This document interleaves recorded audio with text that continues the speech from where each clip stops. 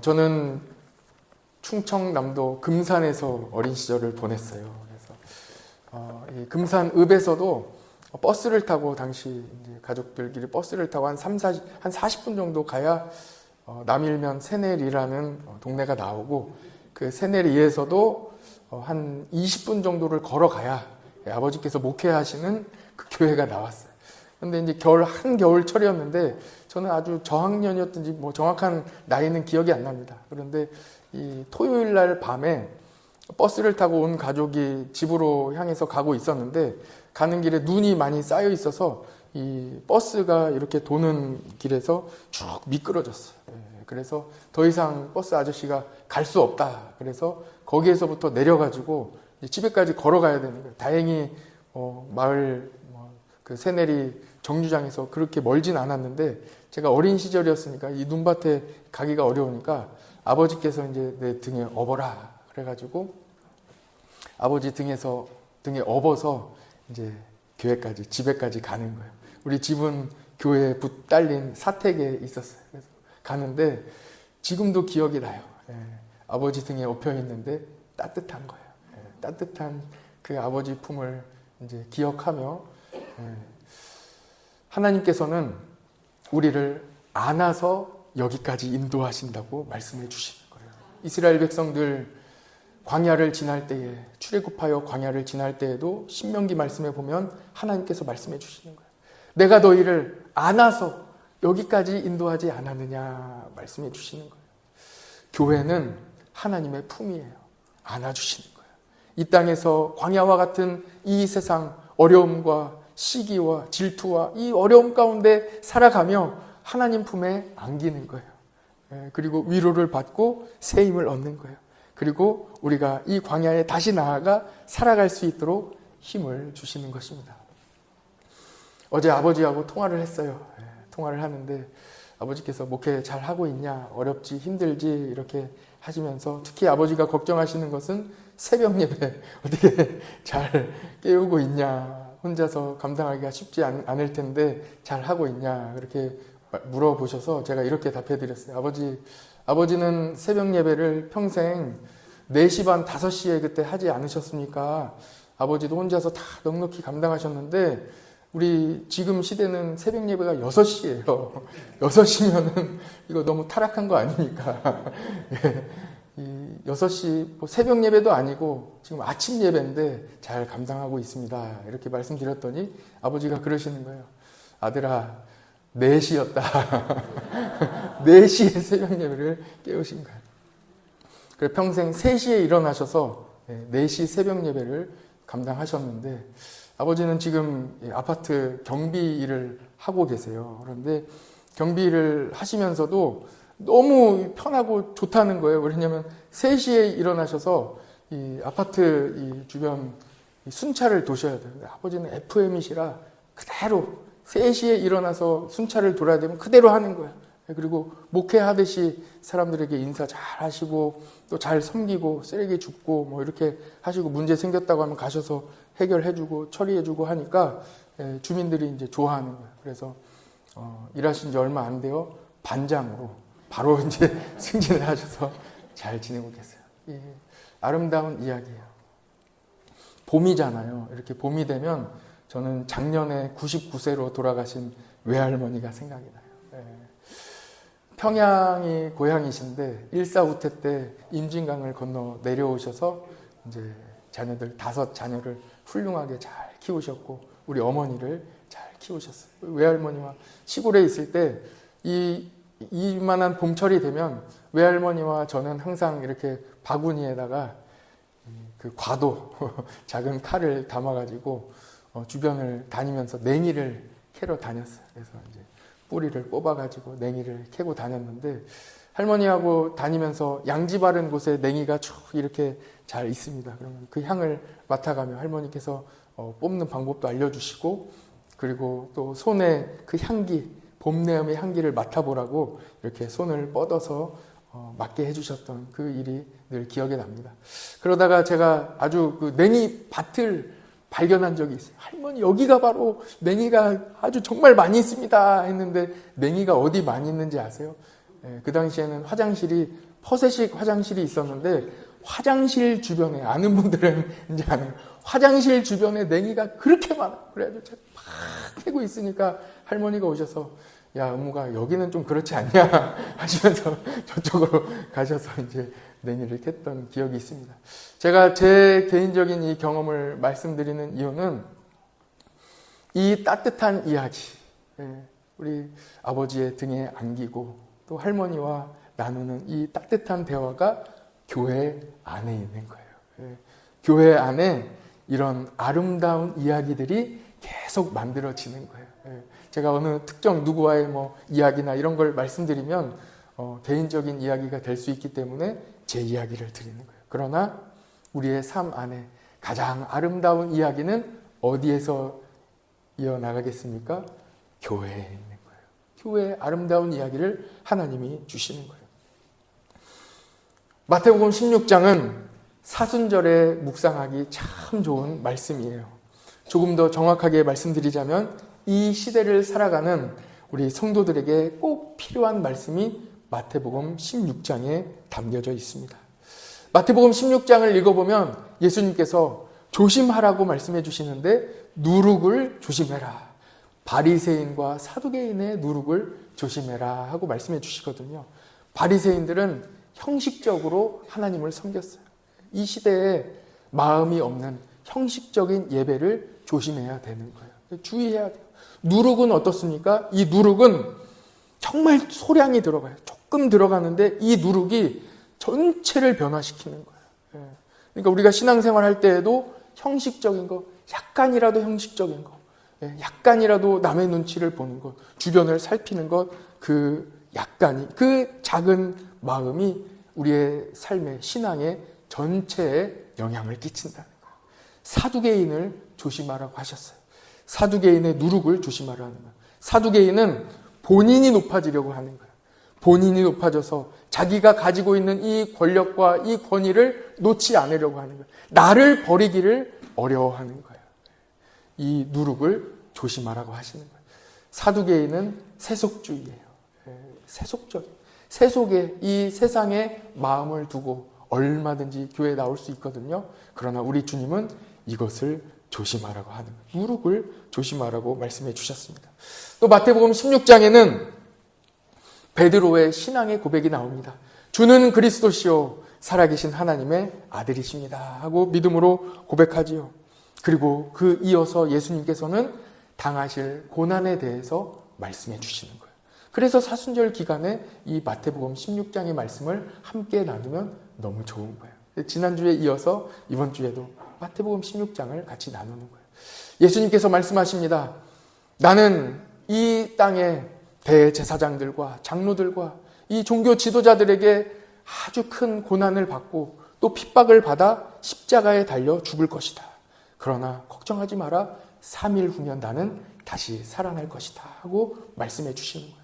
예수님께서 당하실 고난에 대하여 말씀해 주시는 거예요. 그러나 그때 베드로가 이 이야기를 듣고 예수님의 말씀을 듣고 아닙니다 예수님. 예수님께 결단코 이 일이 일어나지 않으실 것입니다 하고 거절하는 거예요. 거부하는 거예요.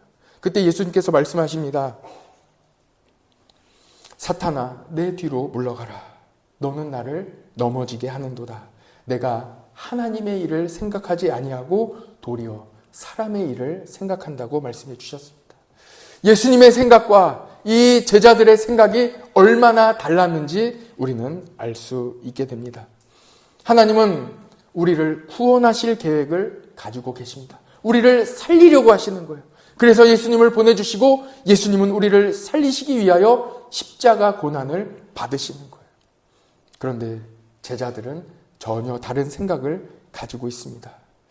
예수님께서는 십자가에 달려 죽으심으로 우리에게 생명을 주려고 하시는데 제자들은 예수님께서 왕으로 높아지시고 그리고 그 주변에 예수님이 높아지신 그 주변에 자기들도 같이 높아지려고 생각하고 있는 것입니다. 그래야 인생이 펴고 고생 끝 행복의 시작이라고 생각했습니다. 그러나 예수님께서 이 다른 생각을 가지고 있는 제자들에게 딱 신앙의 정수를 알려주시는 거예요. 얘들아, 나를 따라오려거든 자기 자신을 부인하고 너를 버리고 그리고 자기 십자가를 지고 나를 따라와야 한다. 그 이후에 마태복음 16장 25절에 예수님께서 말씀하시는 거예요. 그 말씀을 한마디로 말씀드리면 이런 말씀이에요. 죽고자 하면 살 것이요 살고자 하면 죽을 것이다 하고 말씀해 주는 거예요. 우리는 어떻습니까? 내 일신에 살기 위하여 아끼는 거예요. 그러나 예수님은 말씀하시는 거예요. 오히려 나를 버리고 십자가를 짊어지며 예수님을 따라갈 때 우리는 생명을 얻게 된다는 거예요. 우리가 낮아질 때 하나님께서 우리를 높여주신다는 말씀입니다. 지금 새벽에 요한계시록 말씀을 나누고 있습니다. 예수님께서 요한계시록에 말씀해 주시는 거예요. 죽도록 충성하라. 죽도록 충성하라. 요한계시록 2장 10절 말씀입니다. 너는 장차 받을 고난을 두려워하지 마라. 볼지어다 마귀가 장차 너희 가운데에서 몇 사람을 오게 던져 시험을 받게 하리니 너희가 10일 동안 환난을 받으리라. 내가 죽도록 충성하라. 그리하면 내가 생명의 관을 주리라 말씀해 주셨습니다. 여러분, 목회 어떻게 해야 되겠습니까? 제가 생명을 걸어야 됩니다.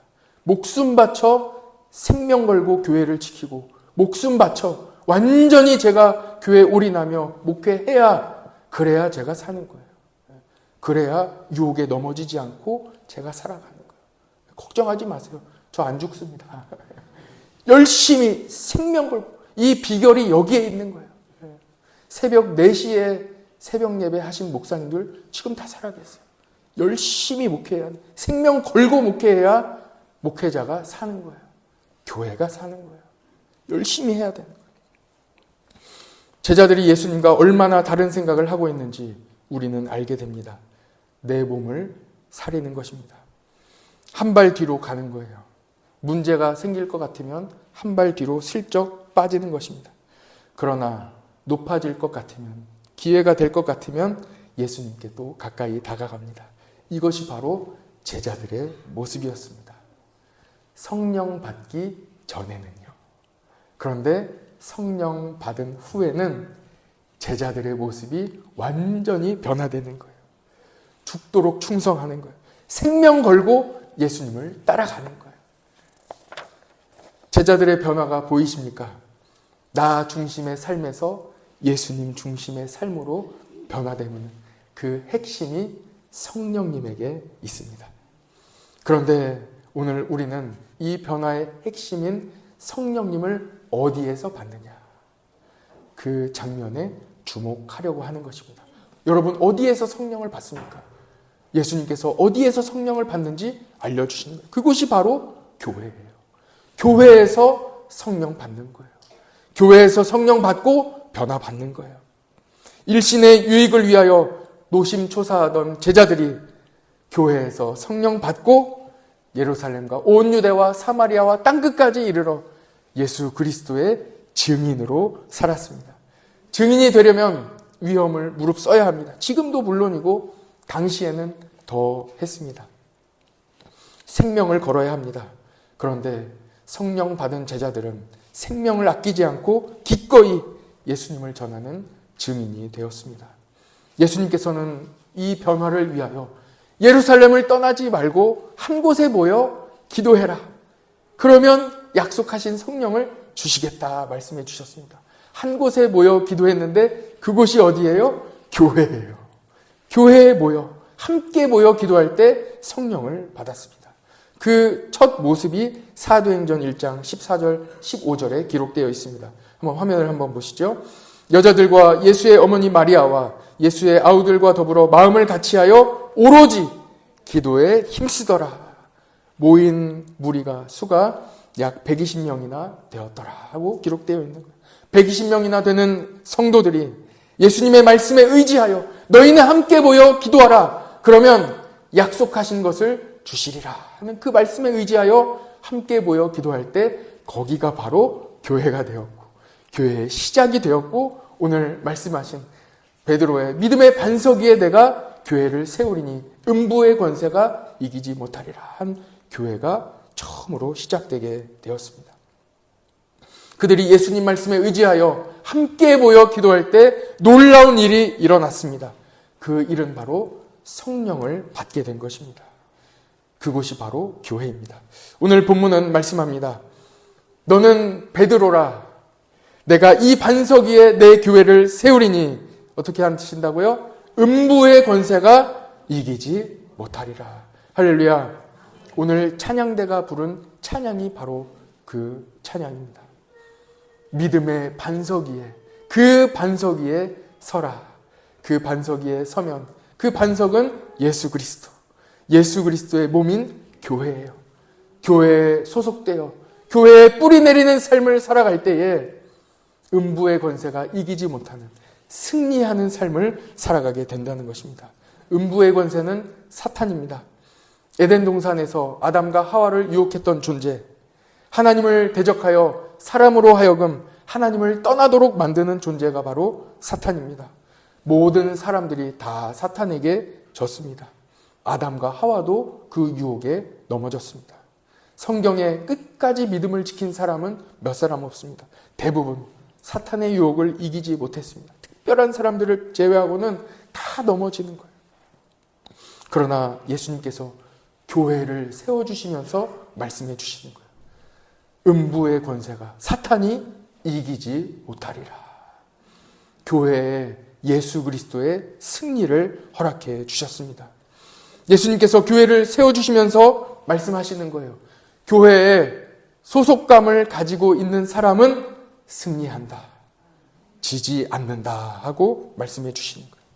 우리는 요한복음 16장 바로 직전의 말씀에서 예수님께서 이 교회에 소속감을 주시기 위하여 어떤 일을 하시는지를 발견할 수 있습니다. 마태복음 16장 전에는 몇 장이겠어요? 15장. 아주 똑똑하십니다. 15장 마지막 부분에 보면 이 말씀이 나와 있는 거예요. 7병이어. 5병이어도 있지만 7병이어도 있어요.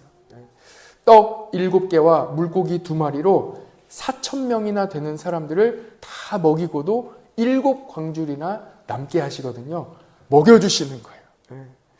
여자와 어린이를 제외한 남자들의 숫자만 4,000명이라고 했으니까 적어도 3배 이상의 사람이 있지 않았겠습니까? 그러니까 한 12,000명 이상의 사람들이 모여 있는데 그들을 예수님께서 먹여주신 거예요. 같이 식사하는 거예요. 같이 식사하면 소속감을 갖게 돼요. 여러분, 저랑 같이 밥 먹읍시다. 같이 식사합시다. 여러분들 같이 식사하세요. 오늘 결혼 가정에서 식사를 대접하거든요. 평소보다 조금 더 많은 반찬이 있는데 같이 식사하세요. 소속감을 가지세요. 예수님이 우리에게 가르쳐 주시는 거예요. 우리가 왜 힘들지만 주일날 점심 식사를 같이 하겠습니까? 소속감을 예수님이 알려주신 대로 같이 식사하는 거예요. 같이 식사할 때 예수 그리스도의 은혜가 여러분과 함께하게 될 줄 믿습니다. 요즘 봄동이 제철이지요. 두쫑쿠만큼 봄동 비빔밥 챌린지가 유행하고 있습니다. 이만한 세숫대야, 이만하진 않죠. 조금 요만한 세숫대야에 찬밥을 넣고 또 봄동 겉절이를 딱 넣고 그 다음에 고추장 한 숟가락 딱 넣고 계란 후라이를 해야 돼요. 계란 후라이를 하는데 반숙으로 노른자가 탁 터지도록 반숙을 해가지고 위에다 탁 넣고 이제 비벼가지고 식구들끼리 다 비벼가지고 먹으면은 얼마나 맛있는지 모릅니다. 아, 하나 빠졌네요.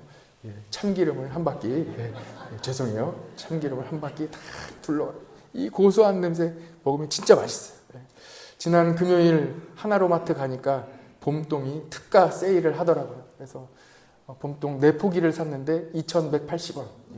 비교적 저렴한 가격에 4포기를 사가지고 집에 가져가서 2포기를 이제 깨끗이 씻어서 겉절이를 한 다음에 애들하고 우리 가족들하고 같이 비벼가지고 먹었어요. 얼마나 맛있는지 평소보다 더 많이 먹었어요.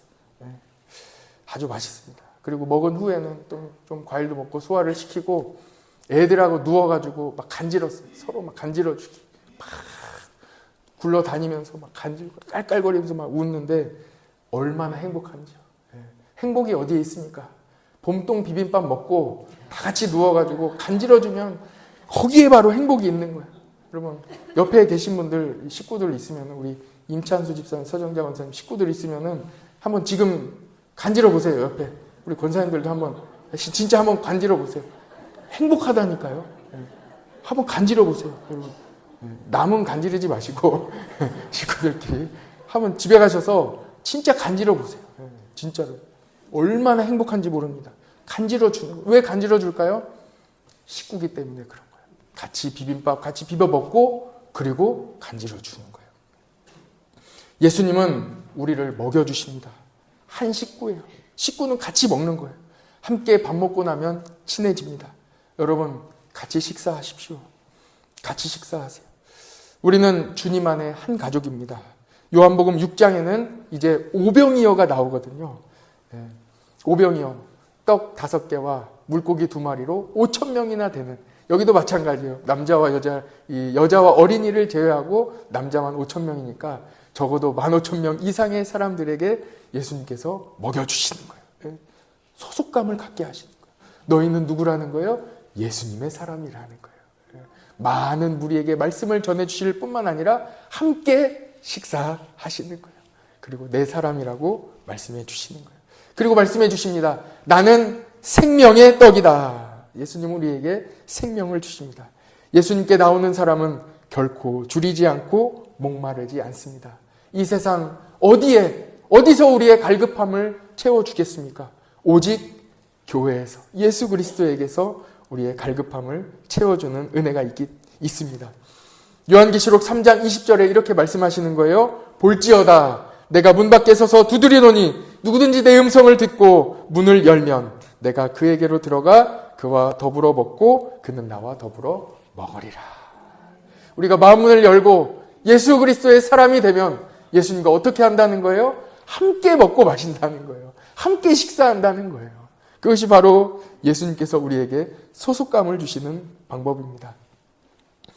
보십시오. 마음문을 열면 예수님과 같이 식사합니다. 예수님은 우리에게 소속감을 주십니다. 교인을 뭐라고 부릅니까? 크리스찬이라고 하지요. 크리스찬은 한마디로 뭐예요? 예수님께 속한 사람들이에요. 소속감이에요. 우리는 예수님께 속해 있습니다. 다큐멘터리 중에 목동을 다루는 다큐멘터리들이 있어요. 목동은 양하고 같이 살아요. 완전히 같이 살아요. 이스라엘에 가면 베두인족이 있습니다. 이 베두인족은 이 양과 같이 살아요. 양하고 완전히 같이 살기 때문에 뭐 씻을 일도 없고, 그래서 이렇게 화면을 보면 누가 양인지 누가 목동인지 잘 알 수 없을 정도로 완전히 양과 뒹굴르면서 같이 사는 거예요. 덥수룩한 머리에 늘 같은 옷을 입고 있습니다. 그러다가 이리가 나타나요. 양을 잡아먹는 이리가 나타나요. 그러면 목동의 눈빛이 벌써 변하는 거예요. 완전히 매서워집니다. 그리고 양을 끝까지 지켜내는 거예요. 목동 중에는 어린 목동들도 있어요. 그러나 자기의 생명을 걸고 양을 지켜내는 거예요. 그냥 이리를 쫓아내는 정도가 아니에요. 생명 걸고 완전히 그 이리를 해치워버립니다. 끝까지 쫓아가가지고 다시는 건들지 못하도록 완전히 끝내버리는 거예요. 목동입니다. 지키는 거예요.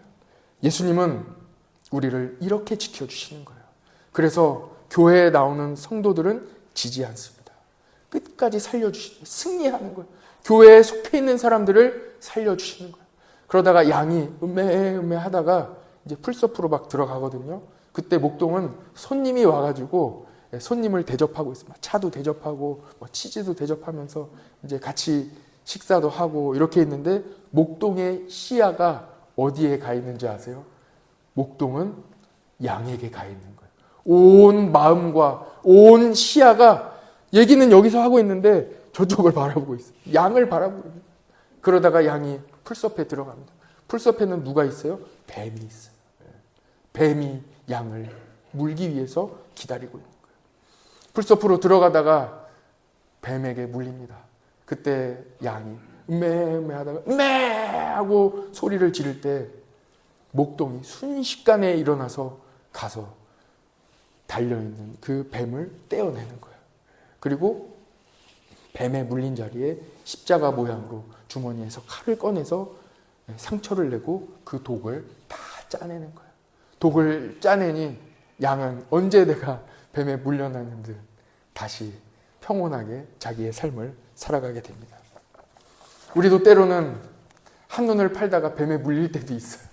그런데 그때 주여! 하고 주님께 소리를 지르면 주님이 우리에게 달려오셔서 우리를 본 그 뱀의 독을 빼내주시는 거예요. 그리고 주님의 보혈의 은혜로 우리는 평온하게 또 우리의 삶을 살아가게 되는 것입니다. 요한복음 10장 11절에 말씀합니다. 나는 선한 목자라. 선한 목자는 양들을 위하여 목숨을 버린다 하고 말씀해 주십니다.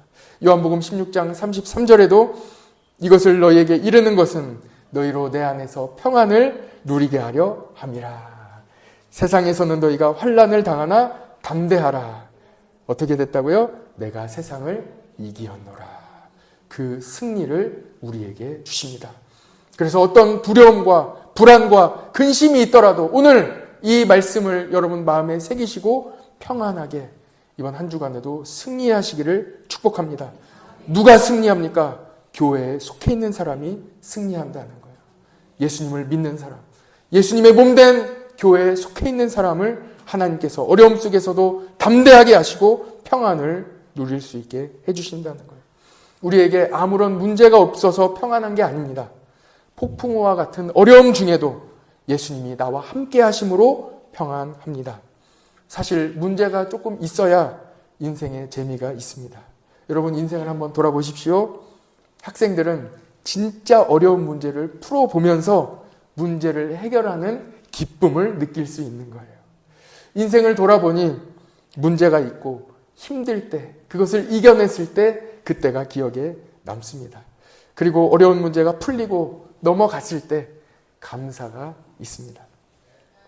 어제 우리 찬양대를 섬기시는 심주석 집사님, 김은경 권사님 그 따님 결혼식이 있어가지고 평택에 다녀왔어요.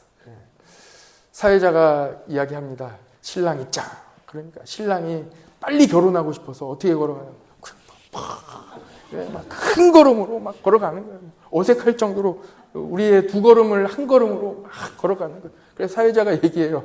어제 그렇게 그 코치를 해줬는데 왼손 왼발이 동시에 나가지 않도록 빨리 가고 싶으니까 막 가는데 아니나 다를까 왼손 왼발이 나가진 않았어요. 그러나 성큼성큼 그 걸음이 얼마나 큰지 어색한 거예요. 빨리 가고 빨리 결혼하고 싶으니까 빨리 걸어가요.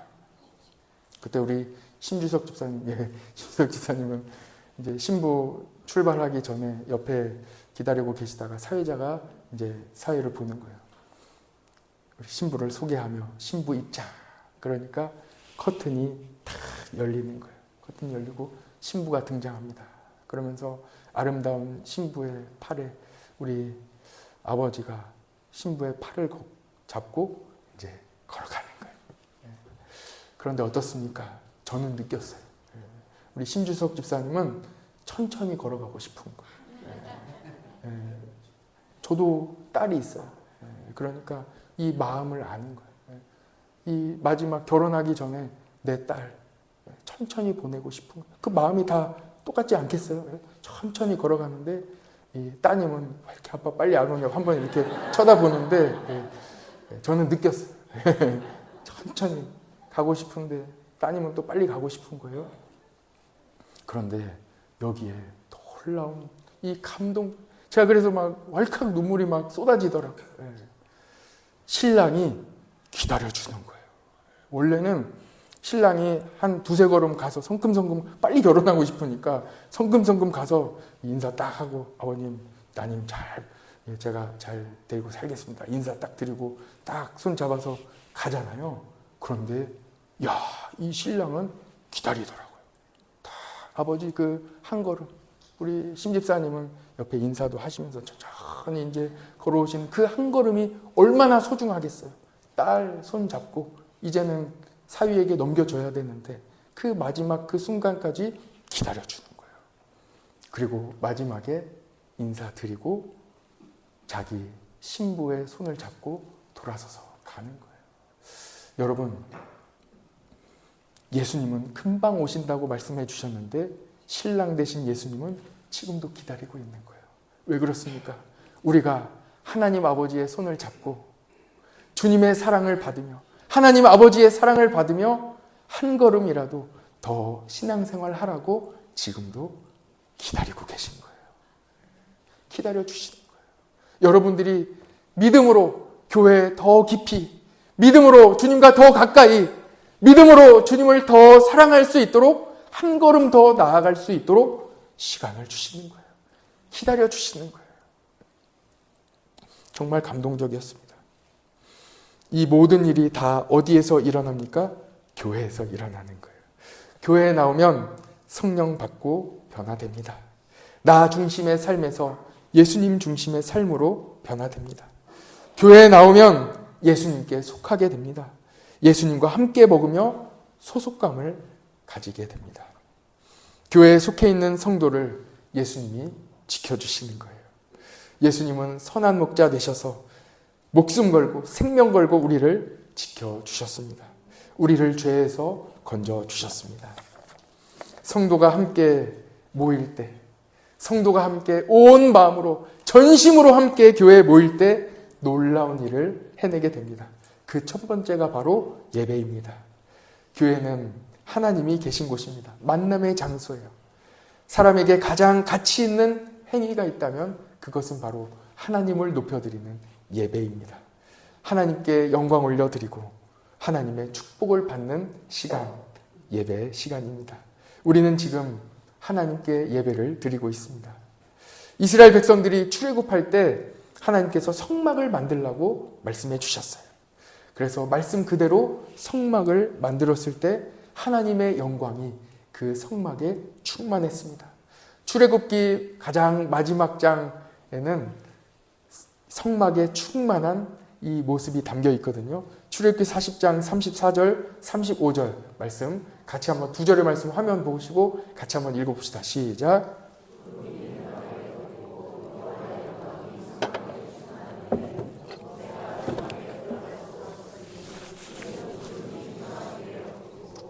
여호와의 영광이 성막에 충만함이었으며 하나님의 말씀대로 세워진 이 성막에 하나님의 영광이 충만한 거예요.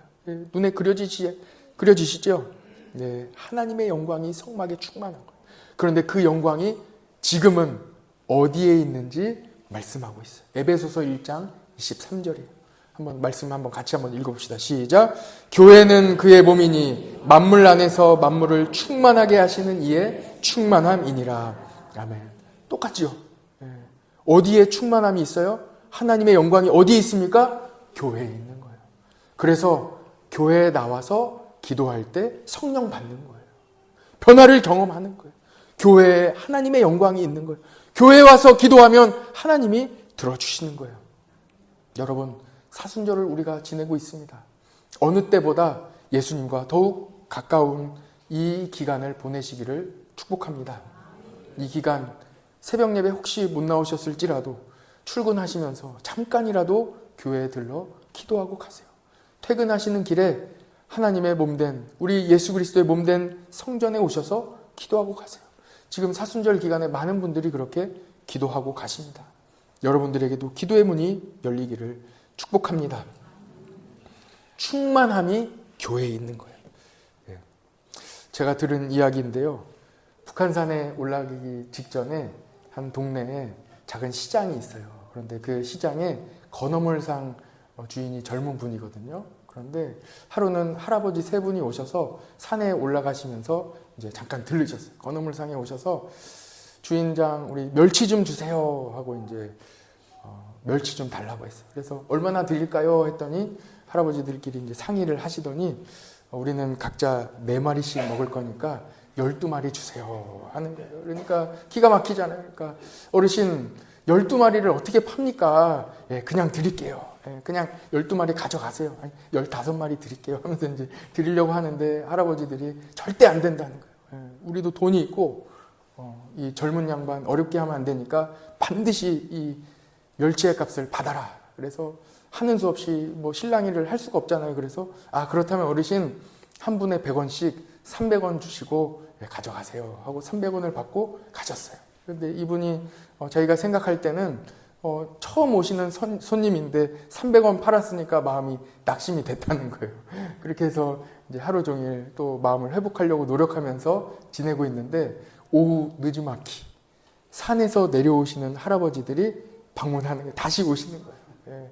젊은 양반 어디 있나 부르더니 우리 산에 올라가서 멸치를 먹어봤는데 너무 맛있네. 예. 우리 한 상자씩 주시게. 그러면서 한 상자씩. 어떤 할아버지는 2상자. 우리 집에 있는 안사람이 멸치를 좋아한다면 어떤 분은 2상자를 사가시고 1상자 사가시고 몇 상자를 팔았다는 거예요. 그러니까 이 젊은 주인이 어떤 생각을 갖게 되겠어요? 아, 낙심하면 안 되겠다. 이제 생각을 하게 됐다는 거예요. 며칠이 지났는데 이 할아버지 3분이 다시 오신 거예요. 멸치가 필요하십니까? 말씀드렸더니 아니 젊은 양반 오늘은 새우젓을 좀 주시게. 얼마나 드릴까요? 했더니 한 숟가락. 한 숟가락을 비닐에 담아서 이제 드리면서 아유 지난번에 또 한 상자씩 사가셨는데 그냥 드릴게요. 지금 무슨 소리를 하고 있나? 값을 받게. 그래서 할아버지께 100원씩 지난번에 300원을 받으려고 하니까 새우젓이 더 비싼데 왜 300원을 받냐고 해서 400원을 받고 이제 올라가셨어요. 올라가셨는데 그날도 늦지막히 산에서 내려오시는 할아버지들이 건어물상에 방문을 했어요. 방문을 하셔서 올라가서 이 새우젓을 먹어보니 아마 뭐 고기를 좀 싸가셨겠죠. 새우젓을 먹어보니 참 맛있네. 우리 한 통씩 주시게. 했더니 또 집에 또 할매가 또 새우젓을 잘 쓴다고 2통씩 사가시는 분도 있고 몇 통씩 팔았다는 거예요. 그래서 이 젊은이가 또 소망을 갖게 되고 거기에서 힌트를 얻어서 새우젓을 이제 한 숟가락씩 봉지에 담아서 판매를 하기 시작했대요. 그러니까 산에 올라가시는 분들이 꼭 많이 필요 없잖아요. 그래서 한 봉지씩만 필요한데 그 한 숟가락씩을 500원에 판매를 했는데 대박이 났다고 합니다. 조그만 소량도 필요하니까 그 값을 받고 팔게 된 거예요. 여러분, 교회 처음 나왔을 때는요, 잘 몰라요. 그래서 멸치 12마리 파는 것 같아요. 별로 소용도 없는 것 같고, 그냥 가져가세요 할 정도로 별로 가치 없는 것 같아요. 새우젓 한 숟가락 정도? 그 정도로밖에 안 보일 때가 있어요. 그런데 교회에 한 발도 들어오고, 소속감을 가지고, 또 은혜 받기 시작하면요, 멸치를 상자채로 파는 이 기쁨을 얻게 되는 거예요.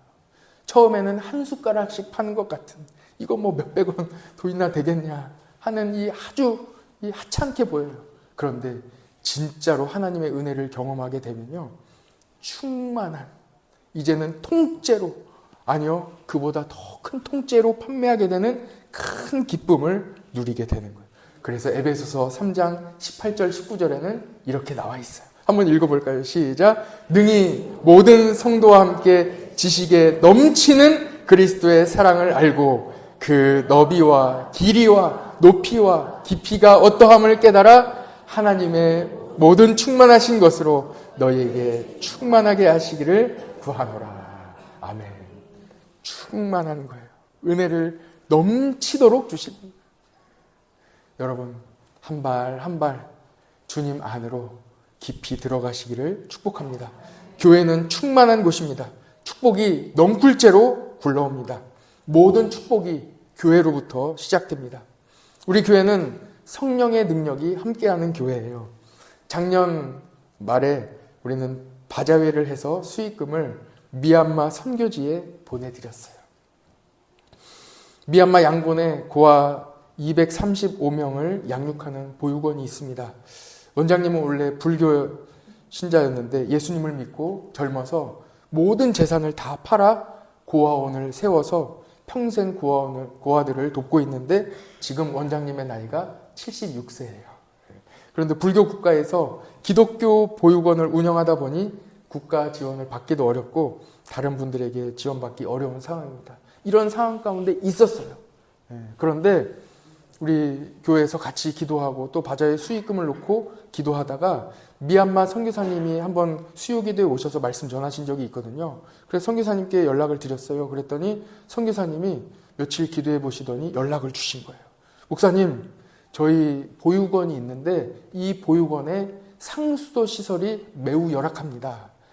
좀 수리할 수 있도록 도와주시면 좋겠습니다 하고 여쭈어봤더니 350만 원이 든다는 거예요.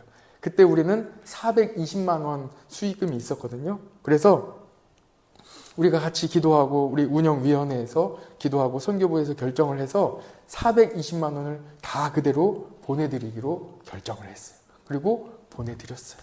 그런데 선교사님께 또 진행하면서 연락이 온 거예요. 목사님, 상수도 시설을 고치면서 진행을 하다 보니 알고 보니 지붕에 물이 새고 있었습니다. 그런데 지붕까지 다 고치려고 얼마나 기도를 했는데 보니 딱 420만 원이 들어갔습니다. 하나님의 은혜. 사진 한번 봅시다. 네, 앞에 불을 좀 꺼주셔도 좋겠습니다. 아주 열악한 시설이에요. 여기가 바로 상수도 물탱크인데 기존에 이런 시설이었어요. 그런데 다음 보세요. 이렇게 이럴 때 박수 한번 치는 겁니다. 예, 하나님께 영광 박수 올려드립니다. 물탱크를 2개를 설치해서 우리 235명의 보육원에 있는 아이들이 마음껏 생활할 수 있도록 이렇게 시설을 보수해 드렸습니다. 다음 사진 한번 보시죠. 예, 이렇게 이 양철판이라고 하나요? 예, 곳곳이 노후가 되고 어려운 상황이었어요. 예, 다 휘어지고 물이 막 새는 거예요. 예, 다음 한번 보세요. 네, 박수 한번 합시다. 예. 이렇게 깔끔하게 보수를 해드렸습니다. 여러분 어떻습니까? 하나님의 은혜예요. 기도하니 하나님께서 길을 열어주시고 또한 성도가 함께 모여 우리가 함께 모이니 이런 놀라운 일을 할 수 있는 것입니다. 그래서 하나님은 우리를 모이게 하시는 거예요. 여러분 모입시다. 열심히 모여서 기도하고 열심히 모여서 하나님의 일을 합시다. 우리의 소망이 어디에 있습니까? 저는 발견한 거예요. 교회에 있는 거예요.